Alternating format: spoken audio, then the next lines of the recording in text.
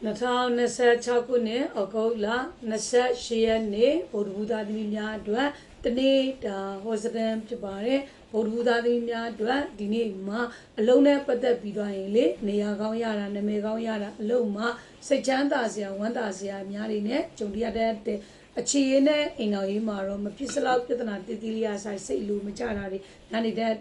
ကြံစီထားတဲ့စိတ်ကူးထားတဲ့လုပ်ငန်းတွေကိုဒီနေ့မှာရဲတင်းတင်းသာလှုပ်ဆောင်ပါအဆင်ပြေအောင်မြင်မယ်နော်ဗုဒ္ဓဘုရားသမီးများအတွက်ဒီနေ့မှာငွေရေးချင်းနဲ့ပတ်သက်ပြီးတော့ငွေချင်းနဲ့ကိုယ်နဲ့အစည်းမကပ်ဖြစ်နေတတ်တယ်နော်ဝင်မဲ့ငွေတွေကအနာရောက်ကနီမှာတိလွယ်သွားတာရစရာရှိတဲ့ပတ်စံတွေကမရတာငွေကြီးအတွက်တော့နည်းနည်းစိတ်ရှုပ်စိတ်ညစ်စရာများနဲ့ကြုံရတဲ့ကျမ်းမာရေးအနေနဲ့လည်းတတိထားနော်ဘိုင်းနာတဲ့ဘိုင်းအောင်တဲ့ဝေဒနာမျိုးတွေခံစားရတဲ့